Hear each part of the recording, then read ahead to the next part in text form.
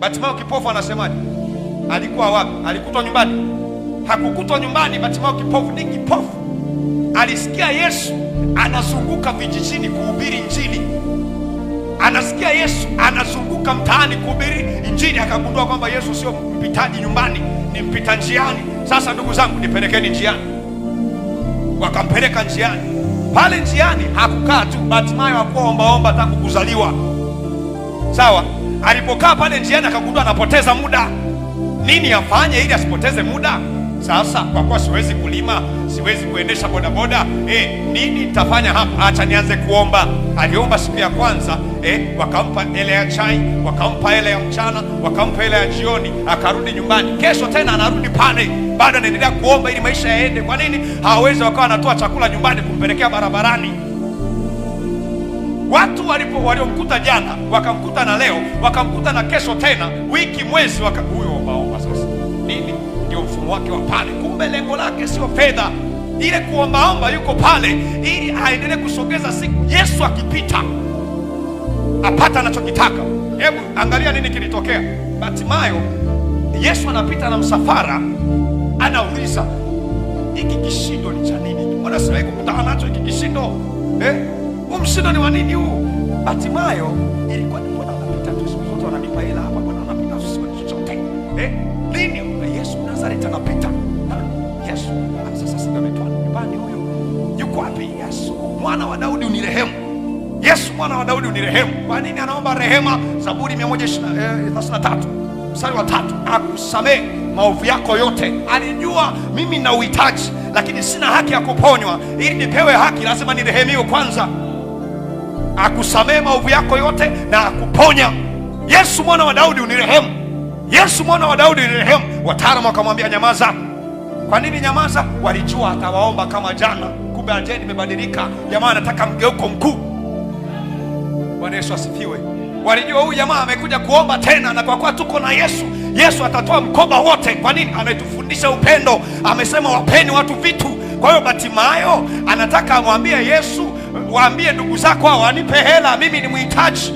Wakamwambia nyamaza, tulia, unamsumbua mwalimu, anamisha nyingine huko, omba wewe. Hata inawezekana wengine walimpa kumnyamadhisha, walimpa kumturiza. Tulia basi, unataka hela chukua. Akasema basi nitakienda. Yesu aliposikia akagundua kwenye mtaa huu kuna mtu anataka mgeuko mkuu. Kwa nini? Hela amewahi kupata, ila hajawahi kumpa mgeuko mkuu. Msaada amewahi kupata, lakini hajawahi kugeuza jumla. Akagundua kwamba hapa kuna diri, hapa kuna kazi ninayoenda kuifanya kule ninakoenda. Hapa pia pana kazi. Wale wote alionao hawahitaji mgeuko mkuu, ndio maana anawahudumia wao, wanamhudumia yeye. Kwa nini? Hawahitaji mgeuko. Yesu anahudumia watu wanaohitaji mgeuko mkuu. Sawa? Yesu yuko tayari kuahirisha mambo kwa ajili ya mtu anayehitaji mgeuko mkuu. Bartimayo anapiga kelele, ile kelele aliyoipiga haikuwa ya mwilini. Kwa nini? Hakuwa na vigezo vyovyote mwilini vya kukaa na Yesu, kwa mujibu wa wanafunzi wa Yesu. Wewe kipofu unamsumbua mwalimu. Wewe ombaomba unamsumbua mwalimu. Kutokea hapo Bartimayo akasema hamna shida, mimi nitapaza sauti. Wanamzuia, yeye anaendelea kupaza sauti. Yesu aliposikia wale anawaambia mleteni. Umekufikiria? Uolewi hapa nakuletea kadi. Uzai hapa nakuletea birthday kadi. Mtoto wako ana mwaka mmoja sasa. Karibu nyumbani tushiriki keki. Hiyo sura ificha wapi? Anawaambia wale mleteni. Alafu wataalamu wanaenda kwa Bartimayo, anasema jitie moyo. Fanya nini? Kwenye utekelezaji wa mgeuko mkuu uhitaji watu wakutie moyo. Wanamwambia jitie moyo, hilo jambo liko nje ya uwezo wetu, hatuwezi. Kwa nini? Tuliona wewe uko hapa muda mrefu haujawahi kupona.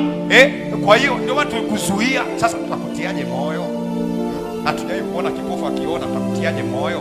Kwa kuwa amekuita, jitie moyo mwenyewe. Unayetaka mambo makuu, kwenye mambo makuu usitafute mtu akutie moyo. Hauwezi kaenda mbali, hauwezi ukafika popote.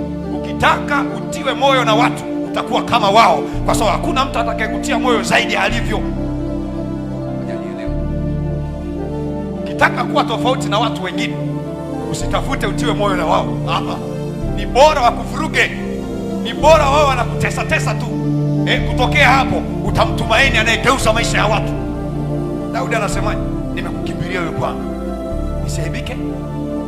Maana yake kuna wakati ambapo wakimbilia watu wakamsaliti. Sawa, kuna watu waliowakimbilia watu wakamwaibisha kabisa, akaona nikitaka kuificha aibu yangu nikumkimbilia nani? Ambaye akigeuza aibu kwa heshima, ni heshima milele. Hakuna anayeweza kuiondoa hiyo heshima.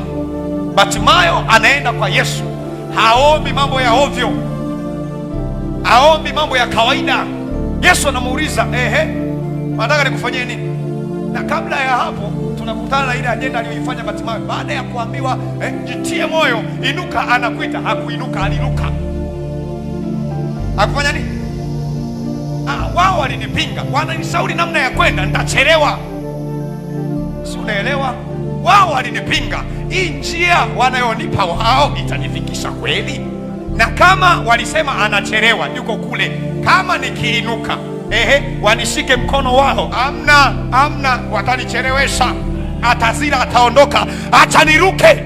Kwenye kuruka hapo au kanyagi kila mahali. Kitabu cha Isaya sura ya 40 mstari 9 anasema huwapa nguvu wazimiao, uwezo asiye na nini. Alafu kule anampa option, watapanda juu kwa mbawa kama watatembea wala watafanya nini, watakimbia wala watafanya nini. Ni option. Yani Yesu akiwa nyuma yako ni wewe uruke, upae, utembee au ufanye nini. Bartimayo akasema hiyo ya kwenu inanichelewesha, mimi naruka.